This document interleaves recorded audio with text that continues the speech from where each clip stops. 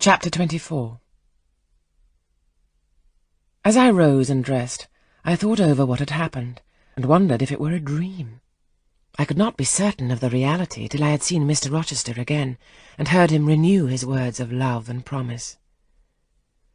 While arranging my hair, I looked at my face in the glass, and felt it was no longer plain. There was hope in its aspect, and life in its colour, and my eyes seemed as if they had beheld the fount of fruition, and borrowed beams from the lustrous ripple. I had often been unwilling to look at my master, because I feared he could not be pleased at my look, but I was sure I might lift my face to his now, and not cool his affection by its expression. I took a plain but clean and light summer dress from my drawer and put it on. It seemed no attire had ever so well become me, because none had I ever worn in so blissful a mood. I was not surprised when I ran down into the hall to see that a brilliant June morning had succeeded to the tempest of the night, and to feel through the open glass door the breathing of a fresh and fragrant breeze. Nature must be gladsome when I was so happy. A beggar-woman and her little boy, pale, ragged objects both, were coming up the walk, and I ran down and gave them all the money I happened to have in my purse, some 3 or 4 shillings. Good or bad, they must partake of my jubilee. The rooks cawed and blither birds sang, but nothing was so merry or so musical as my own rejoicing heart. Mrs. Fairfax surprised me by looking out of the window with a sad countenance and saying gravely, "Miss Eyre, will you come to breakfast?" During the meal she was quiet and cool, but I could not undeceive her then. I must wait for my master to give explanations, and so must she. I ate what I could, and then I hastened upstairs. I met Adele leaving the schoolroom. "Where are you going? It's time for lessons." "Mr. Rochester has sent me away to the nursery." "Where is he?" "In there," pointing to the apartment she had left, and I went in, and there he stood. "Come and bid me good morning," said he. I gladly advanced, and it was not merely a cold word now, or even a shake of the hand that I received, but an embrace and a kiss. It seemed natural, it seemed genial to be so well loved, so caressed by him. "Jane, you look blooming and smiling and pretty," said he. "Truly pretty this morning. Is this my pale little elf? Is this my mustard seed? This little sunny-faced girl with a dimpled cheek and rosy lips, the satin-smooth hazel hair and the radiant hazel eyes?" I had green eyes, reader, but you must excuse the mistake. For him they were new-dyed, I suppose. "It is Jane Eyre, sir." "Soon to be Jane Rochester," he added. "In 4 weeks, Janet, not a day more. Do you hear that?" I did, and I could not quite comprehend it. It made me giddy. The feeling the announcement sent through me was something stronger than was consistent with joy, something that smote and stunned. It was, I think, almost fear. "You blushed, and now you are white, Jane. What is that for?" "Because you gave me a new name, Jane Rochester, and it seems so strange." "Yes, Mrs. Rochester," said he. "Young Mrs. Rochester, Fairfax Rochester's girl bride." "It can never be, sir. It does not sound likely. Human beings never enjoy complete happiness in this world. I was not born for a different destiny to the rest of my species. To imagine such a lot befalling me is a fairy tale, a daydream." "Which I can and will realize. I shall begin today. This morning I wrote to my banker in London to send me certain jewels he has in his keeping, heirlooms for the ladies of Thornfield. In a day or 2 I hope to pour them into your lap. For every privilege, every attention shall be yours that I would accord a peer's daughter, if about to marry her." "Oh, sir, never mind jewels. I don't like to hear them spoken of. Jewels for Jane Eyre sound unnatural and strange. I would rather not have them." "I will myself put the diamond chain around your neck and the circlet on your forehead, which it will become. For nature, at least, has stamped her patent of nobility on this brow, Jane, and I will clasp the bracelets on these fine wrists, and load these fairy-like fingers with rings." "No, no, sir. Think of other subjects, and speak of other things, and in another strain. Don't address me as if I were a beauty. I am your plain, Quakerish governess." "You are a beauty in my eyes, and a beauty just the desire of my heart, delicate and aerial. Puny and insignificant, you mean? You're dreaming, sir. Or are you sneering? Oh, for God's sake, don't be ironical.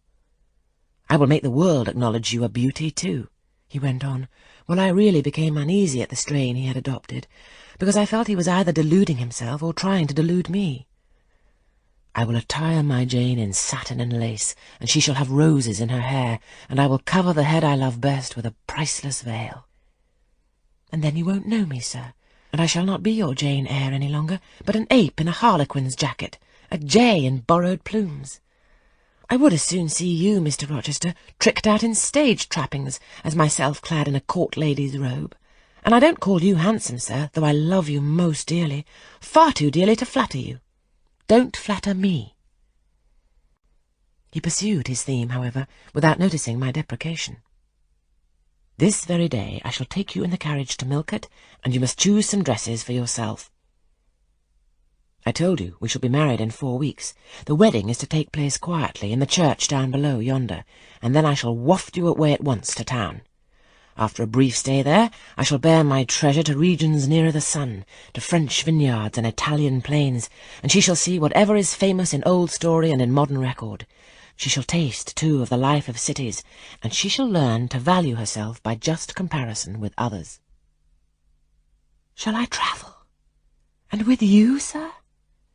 You shall sojourn at Paris, Rome and Naples, at Florence, Venice and Vienna. All the ground I have wandered over shall be retrodden by you. Wherever I have stamped my hoof, your sylph's foot shall step also. 10 years since I flew through Europe half mad, with disgust, hate and rage as my companions. Now I shall revisit it healed and cleansed, with a very angel as my comforter. I laughed at him as he said this. I am not an angel, I asserted, and I will not be one till I die. I will be myself. Mr. Rochester, you must neither expect nor exact anything celestial of me, for you will not get it, any more than I shall get it of you, which I do not at all anticipate. What do you anticipate of me? For a little while you will perhaps be as you are now, a very little while, and then you will turn cool, and then you will be capricious, and then you will be stern, and I shall have much ado to please you. But when you get used to me, you will perhaps like me again. Like me, I say, not love me. I suppose your love will effervesce in 6 months or less.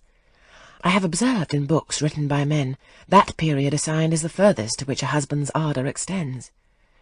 Yet, after all, as a friend and companion, I hope never to become quite distasteful to my dear master.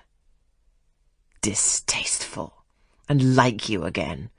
I think I shall like you again, and yet again, and I will make you confess I do not only like, but love you, with truth, fervour, constancy. Yet are you not capricious, sir? To women who please me only by their faces, I am the very devil when I find out they have neither souls nor hearts, when they open to me a perspective of flatness, triviality, and perhaps imbecility, coarseness and ill temper.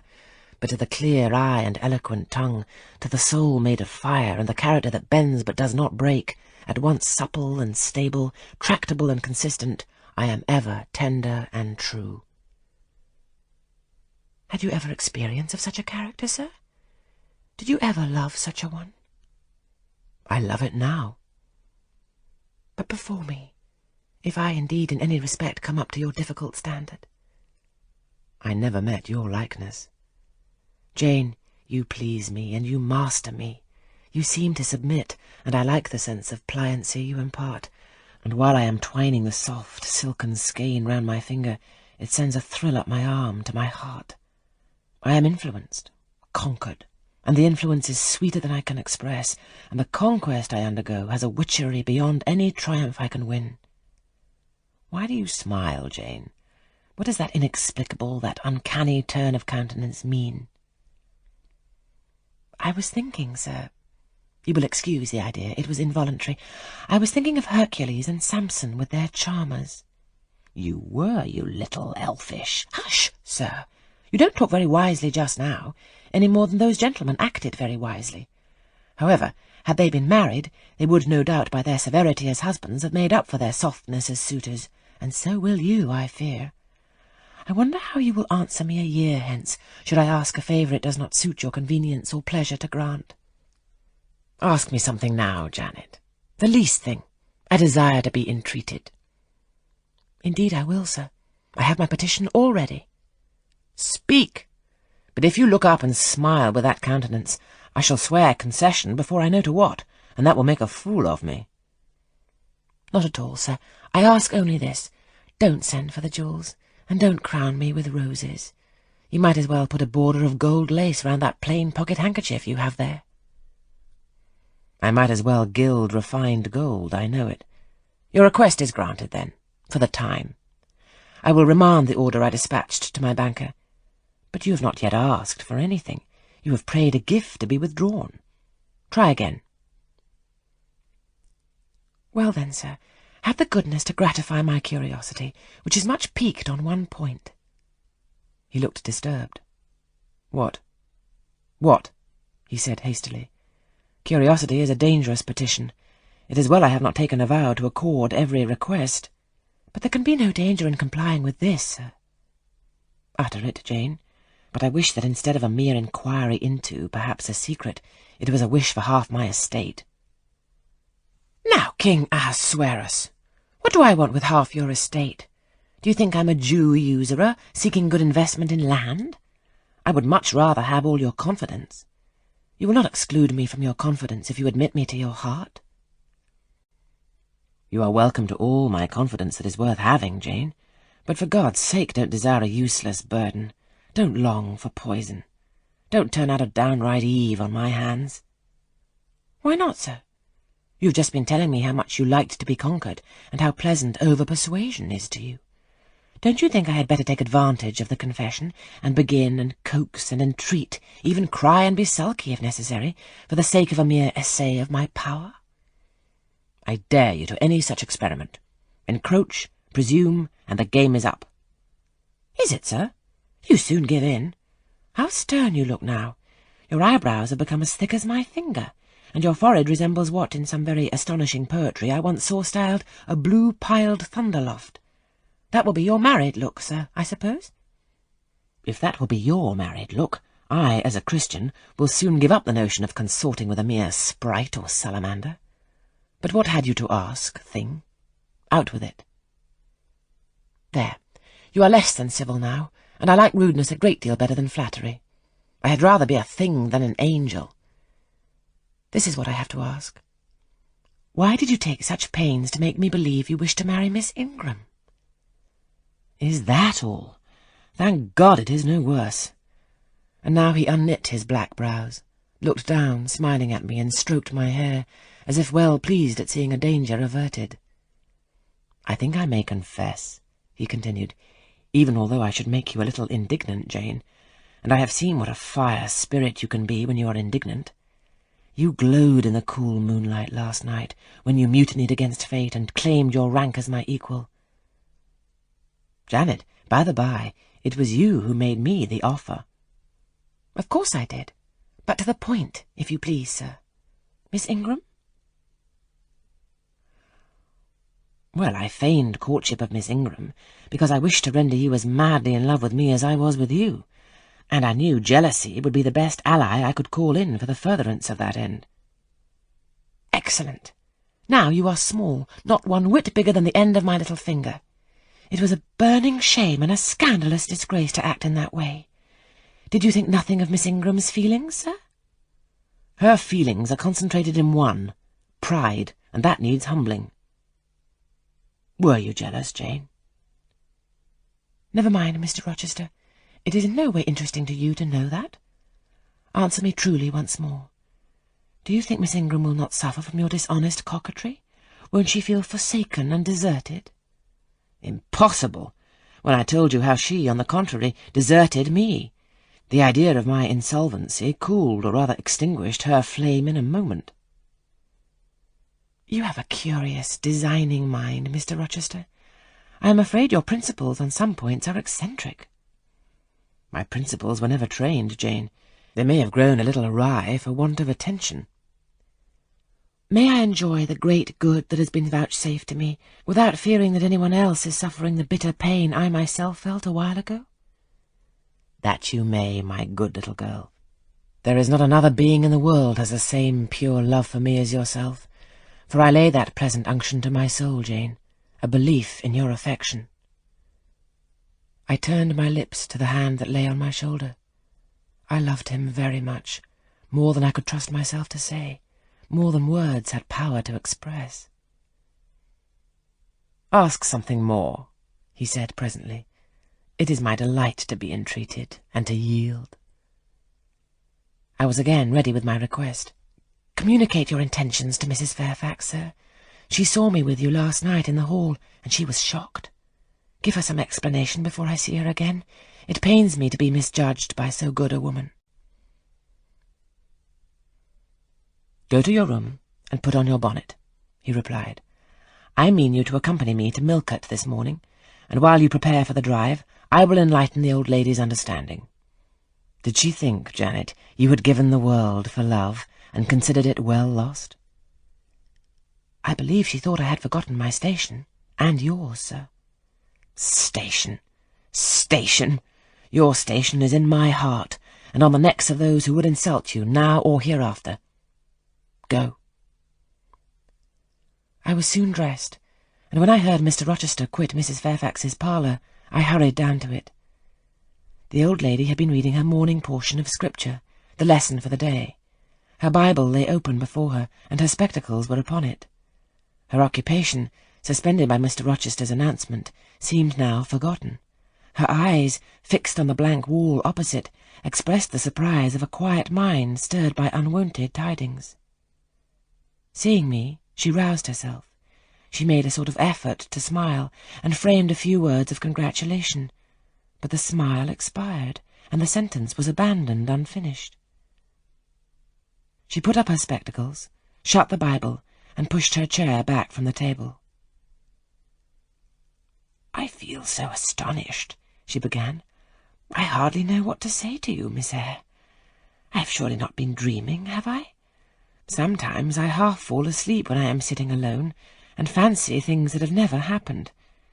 It has seemed to me more than once when I have been in a doze that my dear husband, who died 15 years since, has come in and sat down beside me, and that I have even heard him call me by my name, Alice, as he used to do.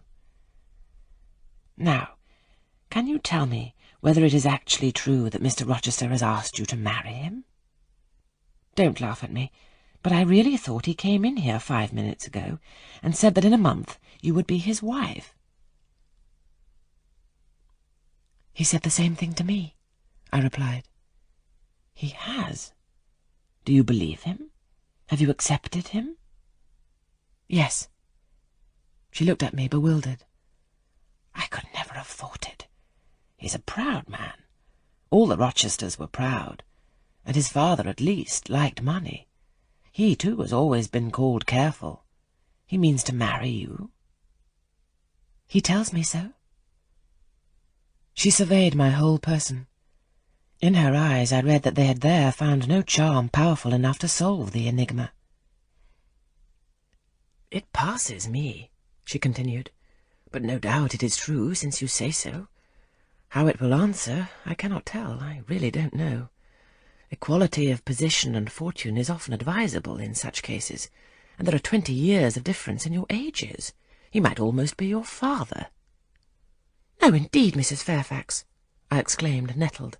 "He is nothing like my father. No one who saw us together would suppose it for an instant. Mr. Rochester looks as young and is as young as some men at 25.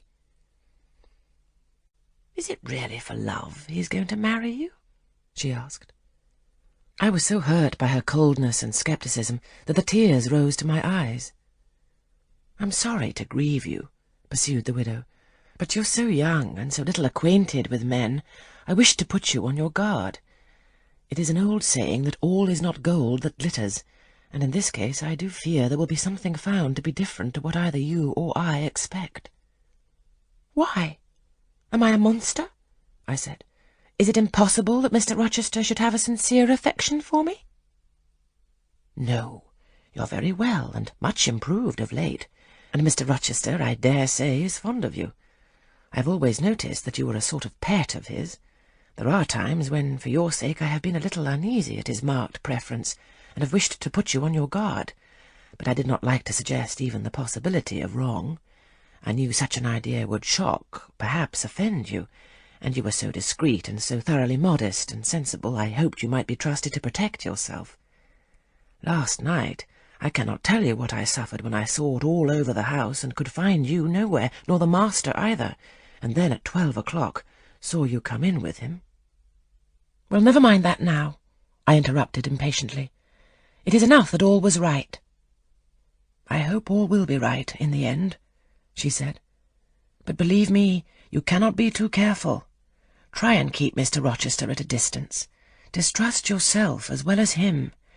Gentlemen in his station are not accustomed to marry their governesses." I was growing truly irritated. Happily, Adele ran in. "Let me go! Let me go to Millcote too!" she cried. "Mr. Rochester won't, though there's so much room in the new carriage. Beg him to let me go, mademoiselle." "That I will, Adele." And I hastened away with her, glad to quit my gloomy monitress. The carriage was ready. They were bringing it round to the front, and my master was pacing the pavement, Pilot following him backwards and forwards. "Adele may accompany us, may she not, sir?" I told her no. I'll have no brats. I'll have only you. "Do let her go, Mr. Rochester, if you please. It would be better." "Not it. She will be a restraint." He was quite peremptory, both in look and voice. The chill of Mrs. Fairfax's warnings and the damp of her doubts were upon me. Something of unsubstantiality and uncertainty had beset my hopes. I half lost the sense of power over him. I was about mechanically to obey him without further remonstrance, but as he helped me into the carriage, he looked at my face.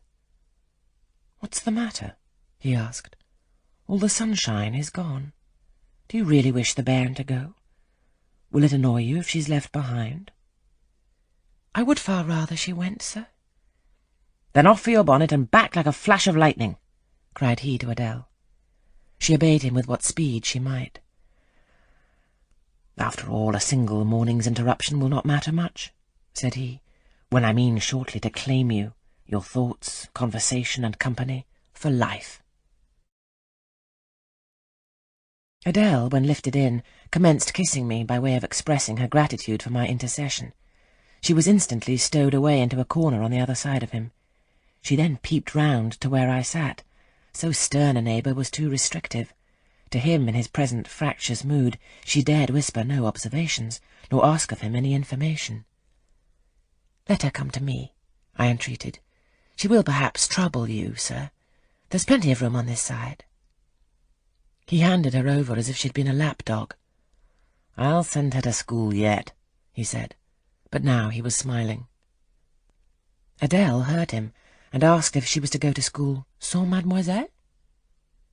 "Yes," he replied, "absolutely sans mademoiselle, for I am to take mademoiselle to the moon, and there I shall seek a cave in one of the white valleys among the volcano tops, and mademoiselle shall live with me there, and only me." "She will have nothing to eat. You will starve her," observed Adele. "I shall gather manna for her morning and night. The plains and hillsides in the moon are bleached with manna, Adele." "She will want to warm herself. What will she do for a fire?" "Fire rises out of the lunar mountains. When she's cold, I'll carry her up to a peak and lay her down on the edge of a crater." "Oh, qu'elle y sera mal, peu confortable. And her clothes, they will wear out. How can she get new ones?" Mr. Rochester professed to be puzzled. "Hem," said he. "What would you do, Adele? Cudgel your brains for an expedient. How would a white or pink cloud answer for a gown, do you think? And one could cut a pretty enough scarf out of a rainbow." "She is far better as she is," concluded Adele, after musing some time. "Besides, she would get tired of living with only you in the moon. If I were mademoiselle, I would never consent to go with you." "She has consented. She's pledged her word." "But you can't get her there. There's no road to the moon. It is all air, and neither you nor she can fly." "Adele, look at that field." We were now outside Thornfield gates, and bowling lightly along the smooth road to Millcote, where the dust was well laid by the thunderstorm, and where the low hedges and lofty timber trees on each side glistened green and rain-refreshed. In that field, Adele, I was walking late one evening about a fortnight since, the evening of the day you helped me to make hay in the orchard meadows. And as I was tired with raking swaths, I sat down to rest me on a stile, and there I took out a little book and a pencil, and began to write about a misfortune that befell me long ago, and a wish I had for happy days to come. I was writing away very fast, though daylight was fading from the leaf, when something came up the path and stopped 2 yards off me. I looked at it. It was a little thing with a veil of gossamer on its head. I beckoned it to come near me. It stood soon at my knee. I never spoke to it, and it never spoke to me in words, but I read its eyes, and it read mine, and our speechless colloquy was to this effect. It was a fairy, and come from Elfland, it said, and its errand was to make me happy. I must go with it out of the common world to a lonely place, such as the moon, for instance, and it nodded its head towards her horn rising over Hay Hill. It told me of the alabaster cave and silver vale where we might live. I said I should like to go, but reminded it, as you did me, that I had no wings to fly. "Oh," returned the fairy, "that does not signify. Here is a talisman will remove all difficulties." And she held out a pretty gold ring. "Put it," she said, "on the 4th finger of my left hand, and I am yours, and you are mine, and we shall leave earth and make our own heaven yonder." She nodded again at the moon. "The ring, Adele, is in my breeches pocket, under the disguise of a sovereign, but I mean soon to change it to a ring again." "But what has mademoiselle to do with it? I don't care for the fairy. You said it was mademoiselle you would take to the moon."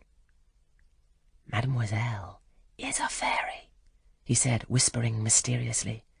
Whereupon I told her not to mind his badinage, and she, on her part, evinced a fund of genuine French scepticism, denominating Mr. Rochester un vrai menteur, and assuring him that she made no account whatever of his contes de fées, and that, du reste, il n'y avait pas de fées, et quand même il y en avait, she was sure they would never appear to him, nor ever give him rings, or offer to live with him in the moon.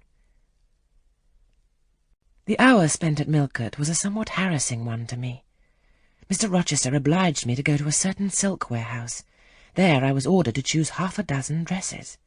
I hated the business. I begged leave to defer it. No, it should be gone through with now. By dint of entreaties expressed in energetic whispers, I reduced the 6 to 2. These, however, he vowed he would select himself. With anxiety I watched his eye rove over the gay stores. He fixed on a rich silk of the most brilliant amethyst dye, and a superb pink satin.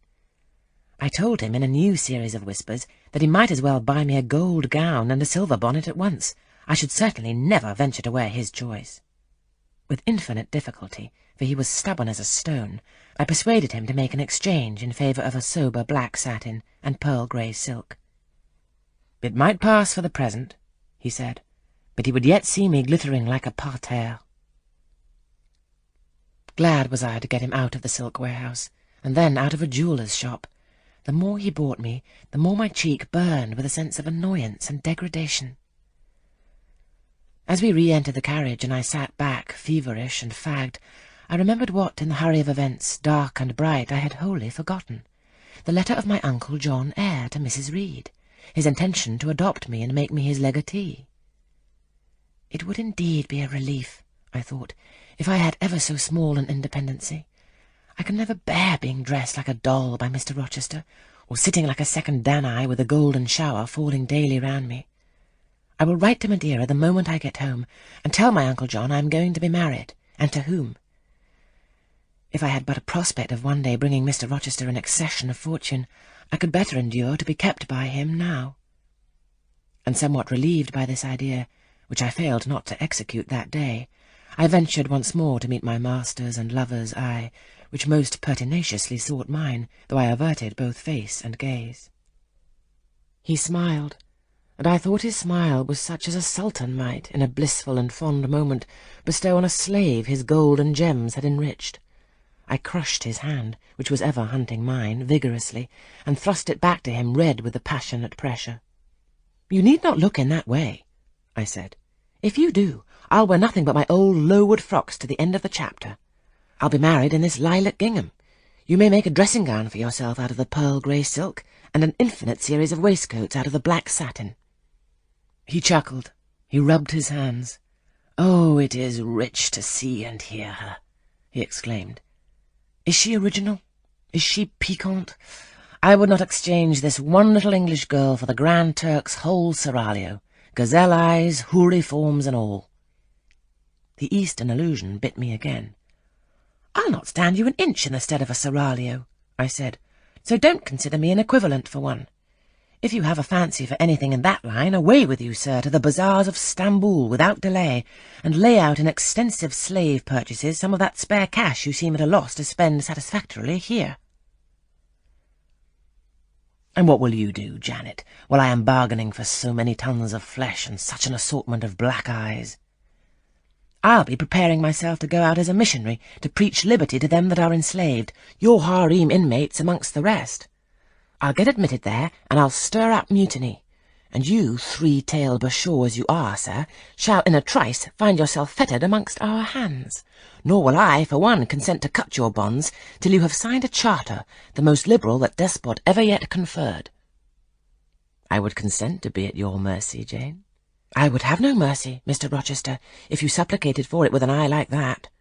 While you look so, I should be certain that whatever charter you might grant under coercion, your first act, when released, would be to violate its conditions."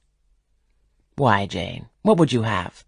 I fear you will compel me to go through a private marriage ceremony, besides that performed at the altar. You will stipulate, I see, for peculiar terms. What will they be?" "I only want an easy mind, sir, not crushed by crowded obligations. Do you remember what you said of Céline Varens?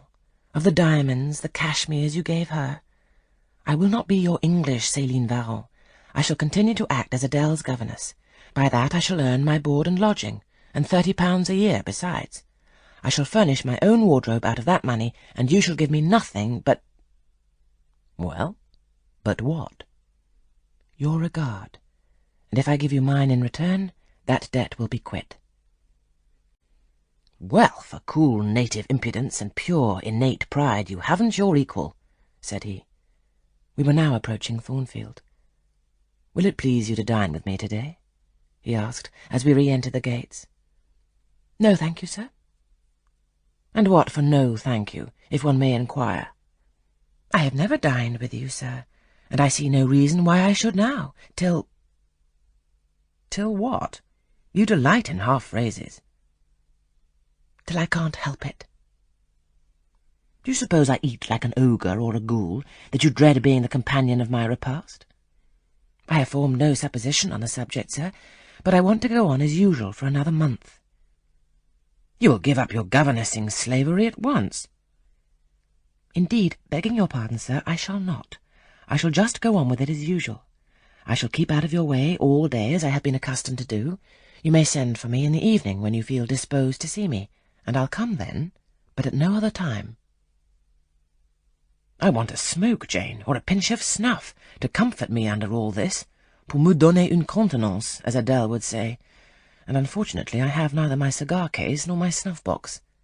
But listen. Whisper.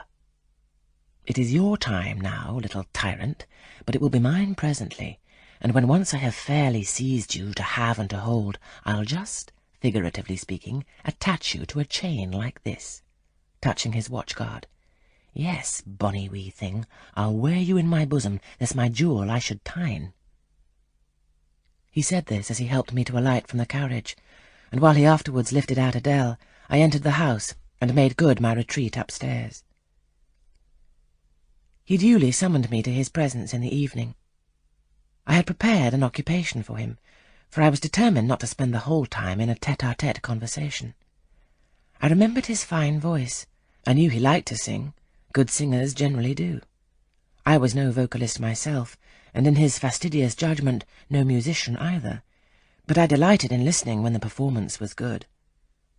No sooner had twilight, that hour of romance, began to lower her blue and starry banner over the lattice, Then I rose, opened the piano, and entreated him for the love of heaven to give me a song.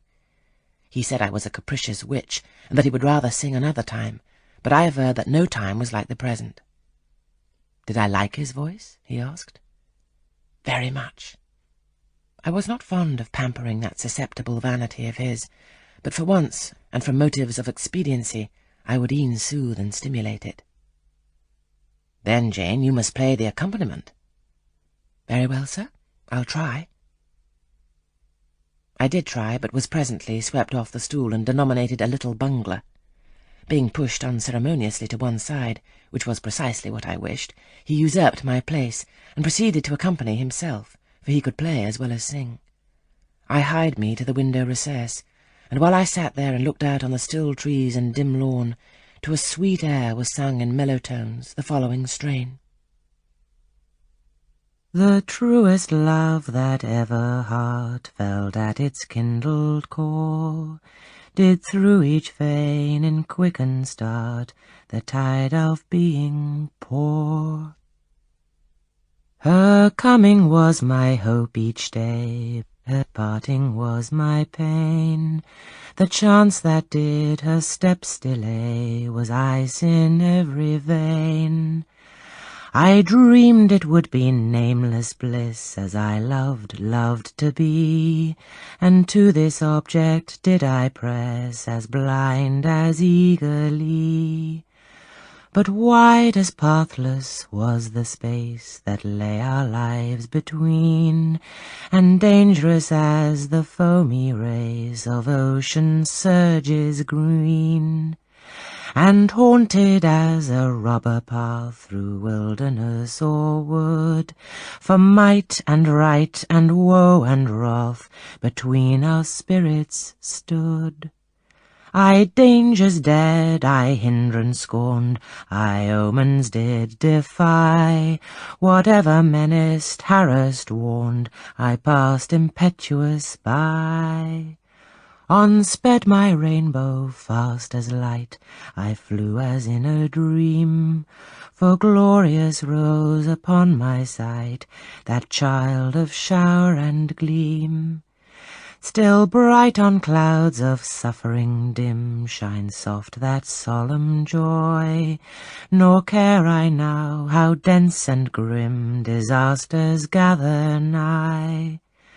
I care not in this moment sweet, though all I have rushed o'er should come on pinion, strong and fleet, proclaiming vengeance sore. Though haughty hate should strike me down, right bar approach to me, and grinding might with furious frown swear endless enmity. My love has placed her little hand with noble faith in mine, and vowed that wedlock's sacred band our nature shall entwine. My love has sworn with sealing kiss with me to live, to die. I have at last my nameless bliss, as I loved am I. He rose and came towards me, and I saw his face all kindled, and his full falcon eye flashing, and tenderness and passion in every lineament. I quailed momentarily. Then I rallied. Soft scene, daring demonstration I would not have, and I stood in peril of both. A weapon of defence must be prepared. I wetted my tongue. As he reached me, I asked with asperity, "Whom was he going to marry now?" That was a strange question to be put by his darling Jane. Indeed, I considered it a very natural and necessary one. He had talked of his future wife dying with him. What did he mean by such a pagan idea? I had no intention of dying with him, he might depend on that. Oh, all he longed, all he prayed for, was that I might live with him. Death was not for such as I. Indeed it was. I had as good a right to die when my time came as he had. But I should bide that time, and not be hurried away in a settee. Would I forgive him for the selfish idea, and prove my pardon by a reconciling kiss? No, I would rather be excused. Here I heard myself apostrophized as a hard little thing, and it was added any other woman would have melted to marrow at hearing such stanzas crooned in her praise. I assured him I was naturally hard, very flinty, and that he would often find me so, and that, moreover, I was determined to show him divers rugged points in my character before the ensuing 4 weeks elapsed. He should know fully what sort of a bargain he had made, while there was yet time to rescind it. Would I be quiet and talk rationally? I would be quiet if he liked, and as to talking rationally, I flattered myself I was doing that now. He fretted, pished, and pshawed. Very good, I thought. You may fume and fidget as you please, but this is the best plan to pursue with you, I am certain. I like you more than I can say, but I'll not sink into a bathos of sentiment, and with this needle of repartee I'll keep you from the edge of the gulf too, and moreover maintain by its pungent aid that distance between you and myself most conducive to our real mutual advantage. From less to more, I worked him up to considerable irritation. Then, after he had retired in dudgeon quite to the other end of the room, I got up, and saying, "I wish you good night, sir," in my natural and wonted respectful manner, I slipped out by the side door and got away. The system thus entered on I pursued during the whole season of probation, and with the best success. He was kept, to be sure, rather cross and crusty, but on the whole I could see he was excellently entertained, and that a lamb-like submission and turtle-dove sensibility, while fostering his despotism more, would have pleased his judgment, satisfied his common sense, and even suited his taste less. In other people's presence I was, as formerly, deferential and quiet, any other line of conduct being uncalled for. It was only in the evening conferences I thus thwarted and afflicted him. He continued to send for me punctually the moment the clock struck 7, though when I appeared before him now, he had no such honeyed terms as love and darling on his lips. The best words at my service were provoking puppet, malicious elf, sprite, changeling, etc. For caresses, too, I now got grimaces. For a pressure of the hand, a pinch on the arm. For a kiss on the cheek, a severe tweak of the ear. It was all right. At present I decidedly preferred these fierce favours to anything more tender. Mrs. Fairfax, I saw, approved me. Her anxiety on my account vanished, therefore I was certain I did well. Meantime Mr. Rochester affirmed I was wearing him to skin and bone, and threatened awful vengeance for my present conduct at some period fast coming. I laughed in my sleeve at his menaces. I can keep you in reasonable check now, I reflected, and I don't doubt to be able to do it hereafter. If one expedient loses its virtue, another must be devised. Yet after all, my task was not an easy one. Often I would rather have pleased than teased him.